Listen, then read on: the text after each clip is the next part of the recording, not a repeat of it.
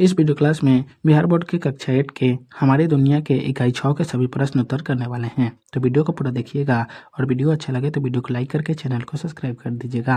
और इस क्लास का PDF टेलीग्राम पर मिल जाएगा, जिसका लिंक डिस्क्रिप्शन बॉक्स में है। तो चलिए वीडियो को शुरू करते हैं।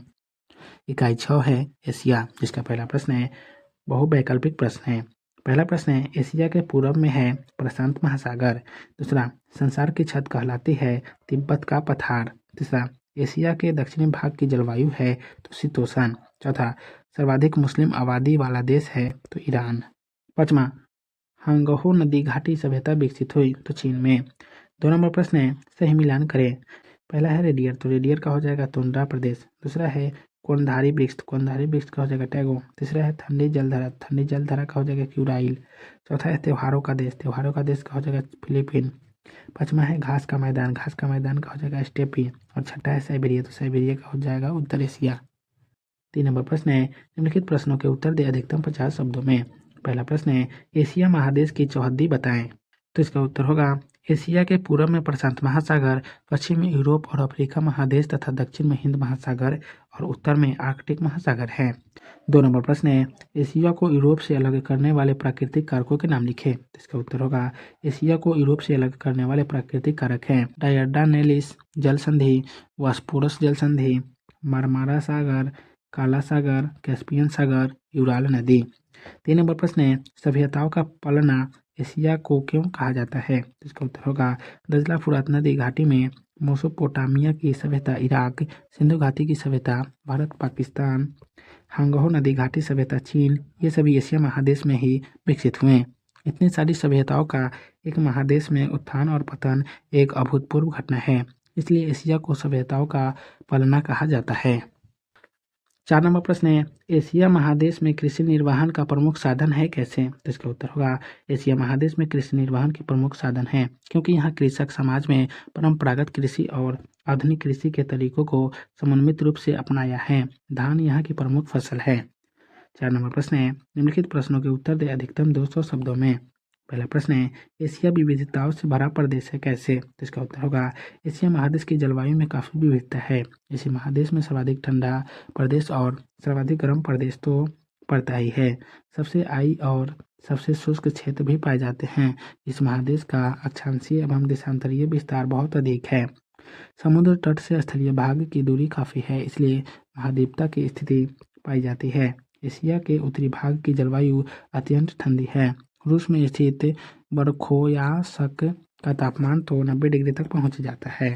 सबसे गर्म प्रदेश त्रिमित्रावा कुवैत एशिया में ही है, लेकिन दक्षिणी क्षेत्र की जलवायु खुशनुमा है। यहाँ अधिकांशतः गर्मी का मौसम रहता है। दक्षिण पूर्व एशिया में मानसूनी जलवायु पाई जाती है, जबकि दक्षिण में भूमध्य रेखा के समीप विषुवतीय जलवायु पाई जाती है। सितंबर में यहाँ भीषण तूफान चलते हैं, जिसे टाइफून कहते हैं। 2 नंबर प्रश्न है, एशिया महादेश की आबादी विशाल है क्यों। तो इसका उत्तर होगा, एशिया महादेश में सर्वाधिक जनसंख्या पाए जाने के कारण ही इसे मानव का घर, होम ऑफ मैन कहा जाता है। जीवन प्रत्याशा भी एशिया महादेश के जापान में सबसे अधिक पाई जाती है। इस महादेश में विश्व की सर्वाधिक आबादी रहती है। पृथ्वी के स्थल भाग का लगभग 30% हिस्से पर एशिया महादेश का विस्तार है। विश्व की आबादी की 60% जनसंख्या यहाँ रहती है। 3 नंबर प्रश्न है, एशिया के सांस्कृतिक प्रदेशों के बारे में लिखिए। तो इसका उत्तर होगा, विभिन्न धर्मावलंबी दर्शन और संप्रदाय यहाँ की संस्कृति की विशेषता है। विश्व के सभी धर्मों का उत्पत्ति इसी महादेश की धरती से हुई है। हिंदू, मुस्लिम, ईसाई, बौद्ध मतावलंबियों की प्रमुखता, विश्व की प्राचीन सभ्यताओं का विकास इसी महादेश की नदी घाटियों में हुआ है।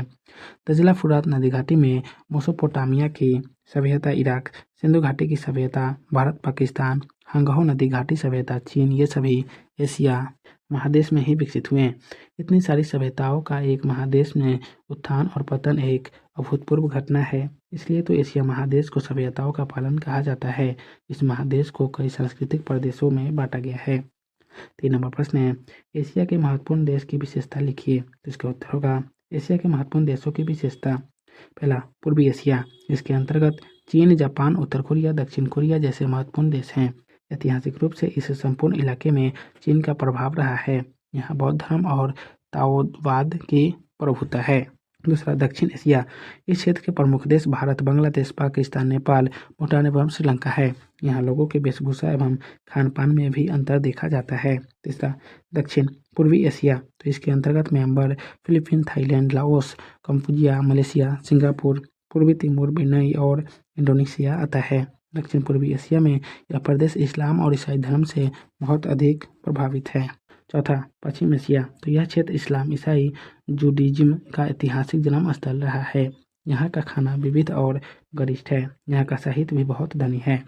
पाँचवा मध्य एशिया। तो इस प्रदेश में मुख्यतः पहले से सोवियत साम्राज्यवादी गणराज्य के 5 प्रदेश सम्मिलित हैं: कजाकिस्तान, किर्गिस्तान, तजाकिस्तान, उज्बेकिस्तान और तुर्कमेनिस्तान। मध्य एशिया का ऐतिहासिक महत्व सिल्क रूट के कारण बढ़ जाता है।